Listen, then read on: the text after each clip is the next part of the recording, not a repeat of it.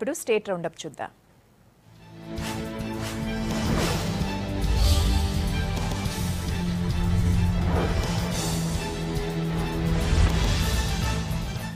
ఆదిలాబాద్ జిల్లా మున్సిపల్ ఆఫీసులో మంత్రి జోగురామన్న ఆకస్మిక తనిఖీలు చేశారు. కమిషనర్, చైర్పర్సన్ అధికారుల పనితీరుపై అసంతృప్తి వ్యక్తం చేశారు. ఇష్టారాజ్యంగా పనిచేస్తూ మామూళ్లు తీసుకుంటున్నారని ఆగ్రహం వ్యక్తం చేశారు. ఇప్పటికే చాలాసార్లు చెప్పినా ఇంకా పద్ధతి మార్చుకోలేదని అన్నారు మంత్రి.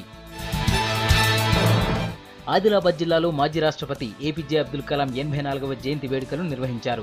టీయూటీఎఫ్ జిల్లా కేంద్రంలో చిత్రపటానికి పూలమాలలు వేసి నివాళులు అర్పించారు. దేశానికి కలాం చేసిన సేవలు గుర్తు చేసుకున్నారు.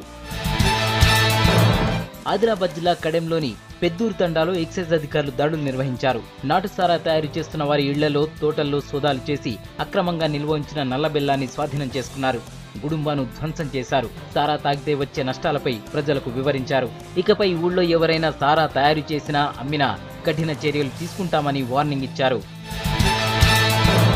పెండింగ్ లో ఉన్న వేతనాలు చెల్లించాలని డిమాండ్ చేస్తూ ఆదిలాబాద్ రిమ్స్ ఆసుపత్రిలో కాంట్రాక్ట్ కార్మికులు ఆందోళన చేపట్టారు. విధులు బహిష్కరించి ఇన్పేషెంట్ల విభాగం ముందు ధర్నా చేశారు. 3 నెలలుగా వేతనాలు ఇవ్వకపోవడంతో అప్పులు చేసి బతకాల్సి వస్తుందన్నారు.